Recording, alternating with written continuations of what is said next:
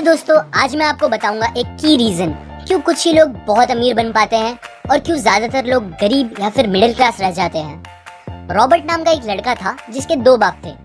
अब आप कुछ गलत मत समझिए, पहला उसका खुद का था पर दूसरा उसके दोस्त का बाप था जिसे वो अपना मुंह बोला बाप मानता था। पहले वाले ने पीएचडी की थी पर दूसरे ने कभी 8th भी पास नहीं की थी। दोनों बहुत ही स्मार्ट और हार्ड वर्किंग थे पर दोनों की सोच बहुत ही अलग थी और दोनों रॉबर्ट को अलग अलग बातें सिखाते थे। पहला बाप बोलता था कि पैसा सारे फसाद की जड़ है, पर दूसरा बोलता था कि पैसा ना होना सारे फसाद की जड़ है। पहला रॉबर्ट को हमेशा महंगी चीजों के बारे में सोचने से मना करता था और कहता था कि वो हमारी हैसियत के बाहर है। दूसरा उसे कहता था कि वो सोचे और अलग अलग रास्ते ढूंढे जिससे वो सारी महंगी चीजें खरीद सके।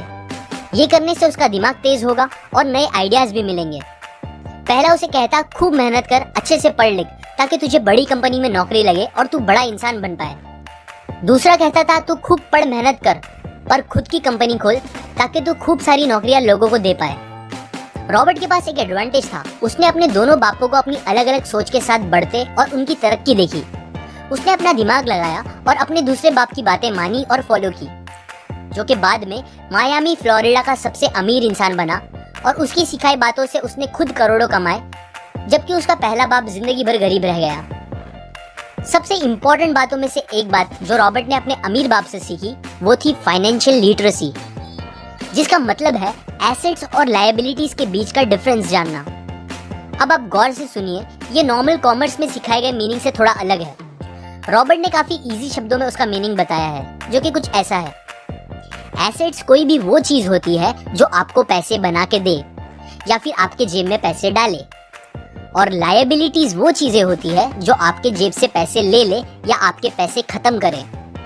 अमीर लोग इसीलिए अमीर होते हैं बिकॉज वो अपने एसेट्स बनाते हैं, जबकि मिडिल क्लास लोग बस लायबिलिटीज पे खर्च करते हैं। मिसाल के तौर पर रमेश और सुरेश नाम के दो दोस्त थे। दोनों सेम पोजीशन और सेम सैलरी पे काम करते थे। जब भी उन्हें सैलरी मिलती, रमेश अपनी सैलरी से नए कपड़े, नए गैजेट्स, नया फोन, बाइक या कार ऐसी चीजें खरीदता था जो उसे अमीर जैसा फील कराती थी। पर वो ये नहीं समझता था कि ये सारी चीजें लायबिलिटीज है जो उसके पैसे उससे ले रही है, ना कि बस जब वो उन्हें खरीदता है तब, बल्कि आगे भी मेंटेनेंस वगैरह के लिए, जिसकी वैल्यू वक्त के साथ कम हो जाएगी और ना ही वो उससे आगे कुछ पैसों का प्रॉफिट देगी। बट सुरेश ऐसा नहीं था। वो ये सारी चीजें नहीं खरीदता था जब तक कि उसके लिए बहुत जरूरी ना हो वो चीज खरीदना। वो पैसे जमा करता था और एसेट्स पे खर्च करता था, जैसे कि स्टॉक्स, बॉन्ड्स, रियल एस्टेट, अपनी खुद की स्किल्स बढ़ाने के लिए या कुछ सीखने के लिए जो उसे आगे और पैसे बना के दे।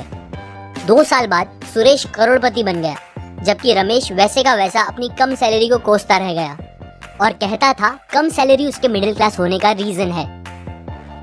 एक गरीब इंसान का कैश फ्लो कुछ इस तरह होता है, उसे पैसे मिलते हैं और फिर वो पैसे उसकी जरूरी खर्चों में खत्म हो जाते हैं। एक मिडिल क्लास का कैश फ्लो थोड़ा सा अलग होता है, उसे पैसे मिलते हैं, वो पैसे जरूरी खर्चों और लायबिलिटीज में खत्म कर देता है। इसीलिए मिडिल क्लास और गरीब में ज्यादा फर्क नहीं है। मोस्टली मिडिल क्लास लोगों को लगता है उनका घर उनका एसेट है, पर ऐसा नहीं है। आपका घर आपको पैसे बना के नहीं देता अनलेस आप उसको भाड़े पे दो, जबकि अमीर लोगों का कैश फ्लो ऐसा होता है। उन्हें पैसे मिलते हैं, वो उस पैसों से अपने एसेट्स बनाते हैं पहले और फिर उससे बने पैसों से खर्चा करते हैं। इसीलिए वो अमीर होते जाते हैं क्योंकि उनके इनकम के सोर्स बढ़ते जाते हैं। अगर आपको अमीर बनना है तो ये बात याद रखिए अच्छे से। इस बात से फर्क नहीं पड़ता कि आप कितना कमा रहे हैं, बल्कि आप उन पैसों को कैसे और कहां खर्च कर रहे हैं, ये इम्पोर्टेंट है। आपको कंज्यूमर की सोच से बाहर आकर इन्वेस्टर की सोच अपनानी पड़ेगी।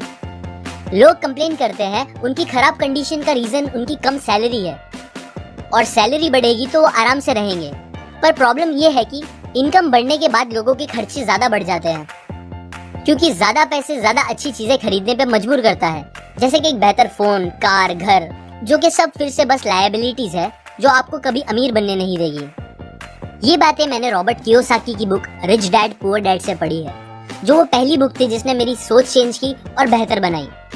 अगर कमेंट सेक्शन में आप बता सकते हैं कि आप नेक्स्ट वीडियो किस टॉपिक पर चाहते हैं, ताकि हमें भी फीडबैक मिले और उसी टॉपिक्स को हम कवर करें। इस चैनल को जरूर सब्सक्राइब कर लीजिए और बेल का बटन दबा दीजिए ताकि आप ऐसी नॉलेजेबल वीडियोस कभी मिस ना करें। और इस वीडियो को लाइक जरूर कीजिएगा ताकि हमारा कॉन्फिडेंस बढ़े।